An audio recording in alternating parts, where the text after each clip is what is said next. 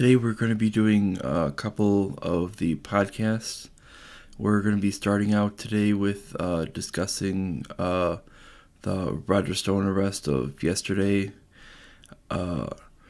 Basically, what we're going to do is go over the whole thing and why it doesn't exactly fit into what would normally be fitting into anything anywhere close to what would be constitutional and fitting into what would be on a normal scope of the probe of the Mueller investigation, and why it doesn't even fit to what would be normal for any type of government to act in, and why it really doesn't fit into any idea of retaining any type of idea towards civil liberties of any type.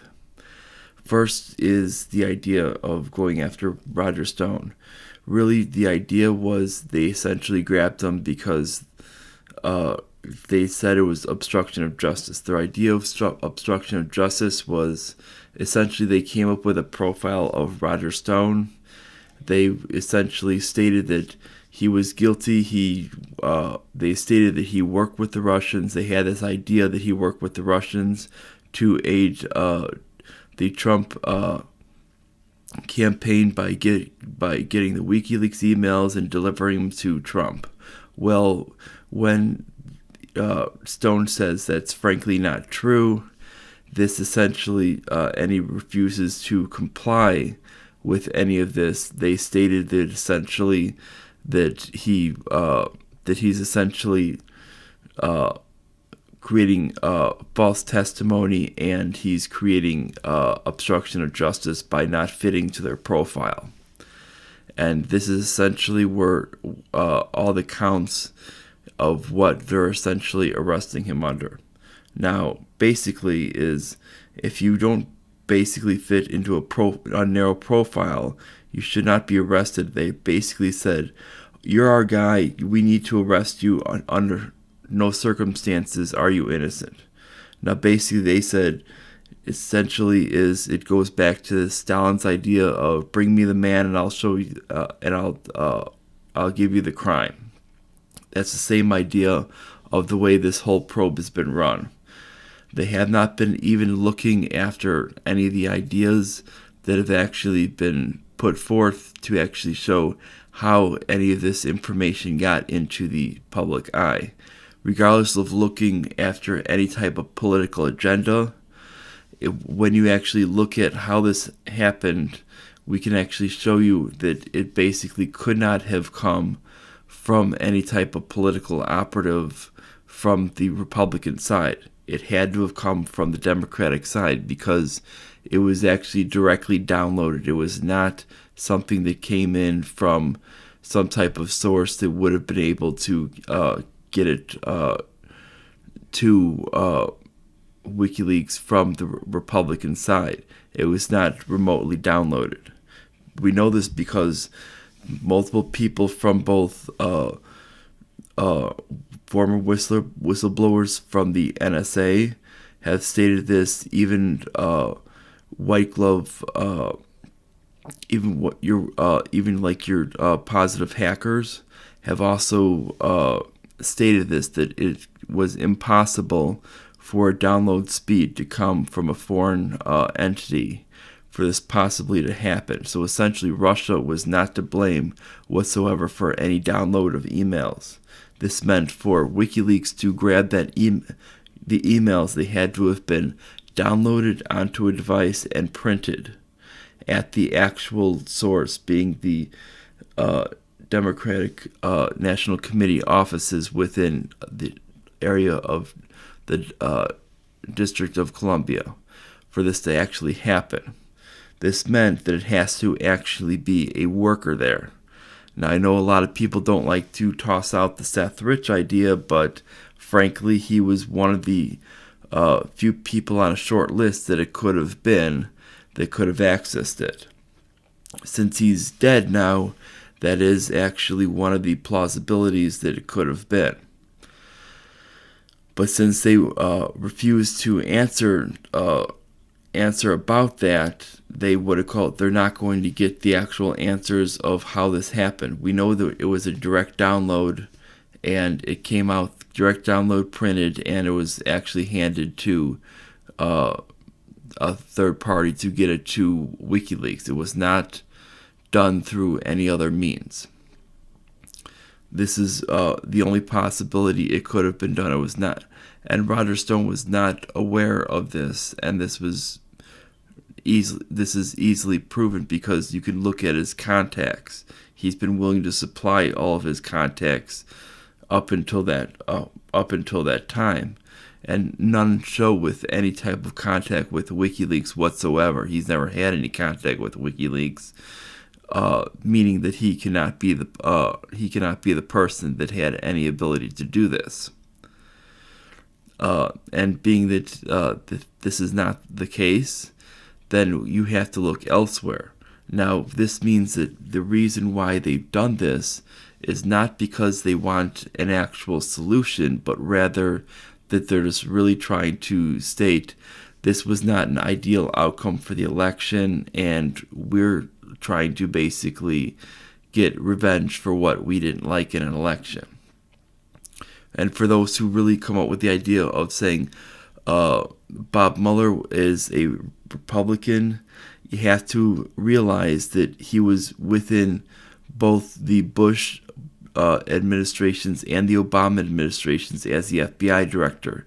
He was also the FBI director during the Uranium One sample deliveries to Russia, which is considered to be a treasonous act. He was one of two people to deliver these samples.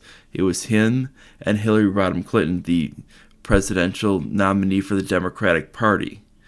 Now, this would have been, since he was there with it, he would have been essentially had the one who has a huge tie to Hillary Rodham Clinton. Now, if we look at that, he's definitely not going to want to go after her in any type of ability to show her ties to Russia with that deal, because essentially if she goes down, she's definitely going to take him down with her. So when we look at the thing with taking down people like Roger Stone, essentially it's the idea to protect Hillary Clinton, to ensure that he's protected. And this is the whole idea. The whole idea of it is he's essentially is going to tend to put all the people below him, such as all the people first of all the people who've actually been removed because of criminal activity that were already on his staff, plus Andrew Weissman, who's actually been a person who's had his cases dismissed because of essentially shoddy police work and trying to frame people, and this is who he's actually putting in charge of the case. And this is why we're seeing that basically they're not essentially going after any real criminal charges. They're essentially going after essentially political retribution, where they're essentially giving immunity to people on the left for this to get for the same crimes as people on the right. They're actually criminalizing. Now, it doesn't matter if you think one way or the other politically. You don't want any type of investigation to come down to politics, because it could easily be switched in the next type of thing, especially with no special counsel law on the books that limits the scope of any type of special counsel. The next special counsel could be essentially developed into where the whole FBI is run by Republican agents, and there's an actual real honest-to-goodness Republican at the helm of a special counsel that ends up targeting a bunch of Democrats and for doing the crime of winning an election, and they could start taking those people out. And this would just be nothing but a politically motivated hit job, and we don't exactly want to be delving into that delving down that path, because that's the whole point of the reason why special counsels should not be sought after to begin with. Special counsels are a bad idea because of this. This is why most often cases are sought through the actual judicial system and looking for actual real honest crimes to see if there's anything there. And if there isn't pertaining to the actual matter, they usually throw it directly out and move on. And because there isn't any actual evidence shown to date, and this is 2+ years, they would have actually the Justice Department, if it were actually being run by a Attorney General, the initial one picked by Trump, it would have actually been thrown right out, and it wouldn't have even been done whatsoever. Instead, we had essentially a bureaucrat who was able to essentially launch a special counsel on solely for the reason of the constitutional act of firing an FBI director that both Democrats and Republicans called for. This wasn't exactly something that one party called for and the other party didn't. Both parties wanted James Comey removed. It wasn't one party or the other. Both parties did. And it led to a deputy attorney general who was nothing but a bureaucrat. He had nothing to do with any type of voter type of being able to nominate their people to pick the voter to get their representative in, and then the representatives voting on somebody to actually represent the position. This was essentially a deputy attorney general who was nothing but a bureaucrat, and he could essentially run the department because you had Jeff Sessions being able to pretty much do nothing but look at the wayside and focus on an unconstitutional war on drugs that really no party was looking at running, except for a few neoconservatives and a few Democrats who still believed in it.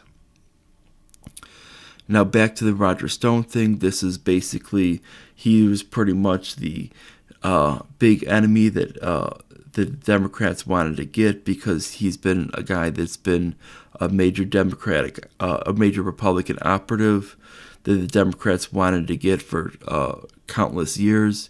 He's been an operative since the Reagan years, and this has been a person that they've wanted to pretty much hang since those years. And they felt that if they could hang him, even on bogus charges, that it'd be a win for him. And this is really nothing more than that. This is not something that's actually based on legitimacy. This is something based on vindictive activities, and that's really what this was. We had essentially, like the Strzok and Page emails that were showing that there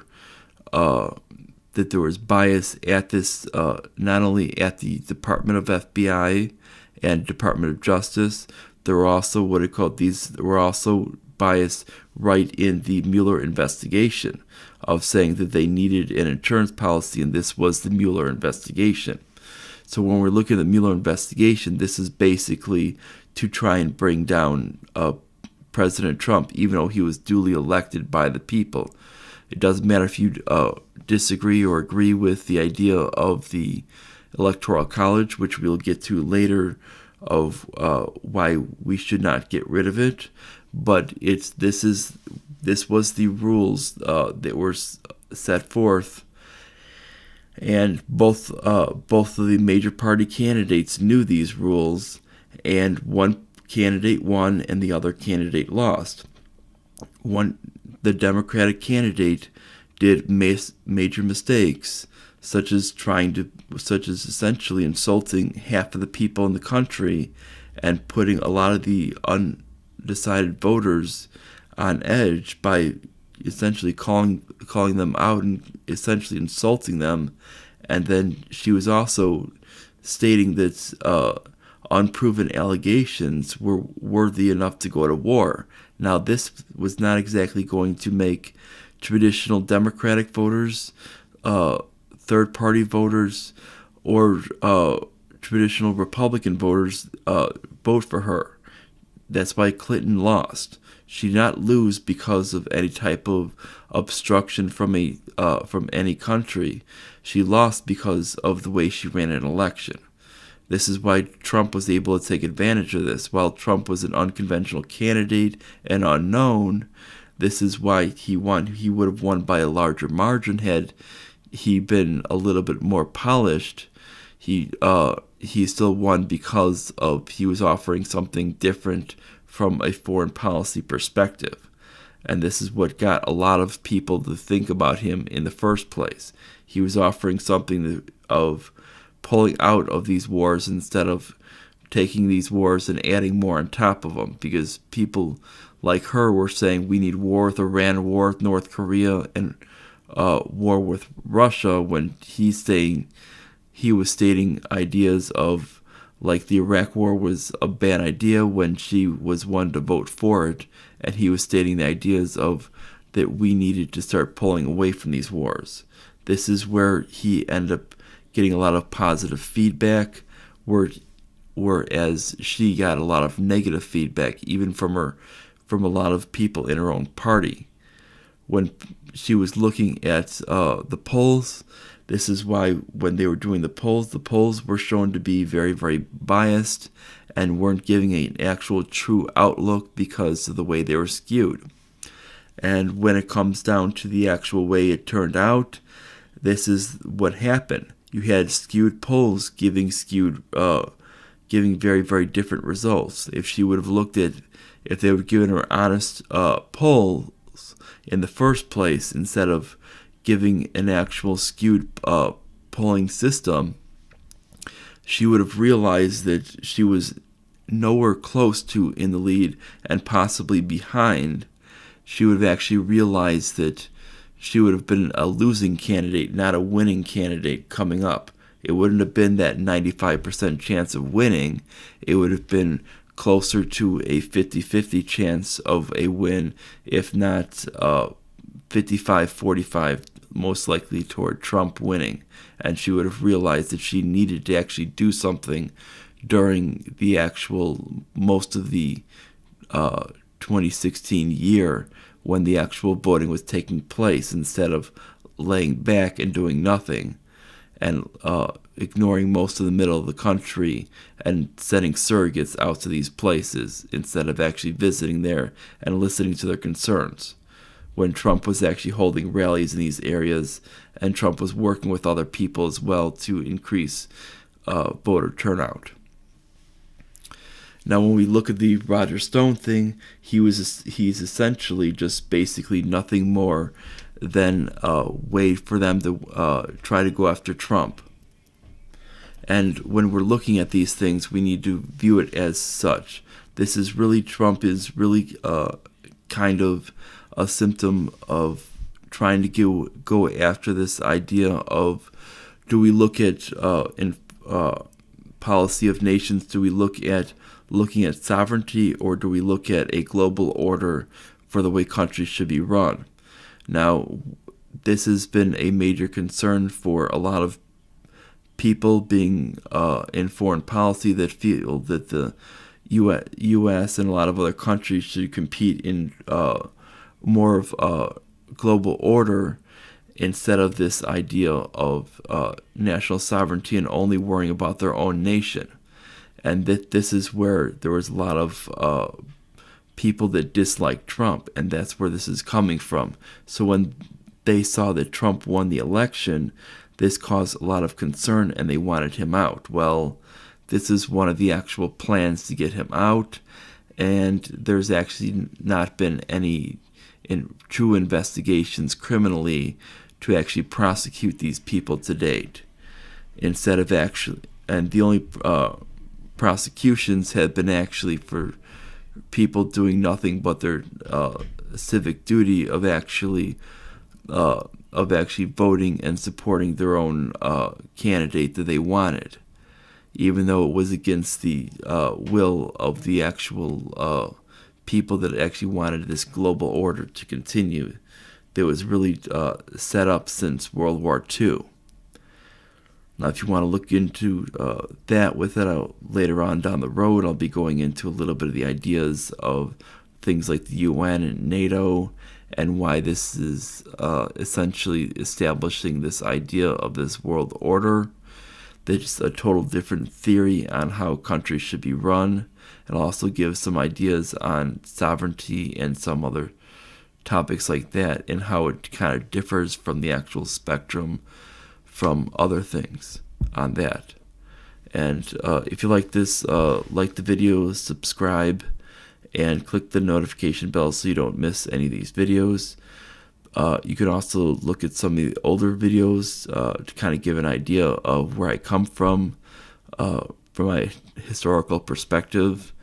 And to see my background, you can always check out my introduction video.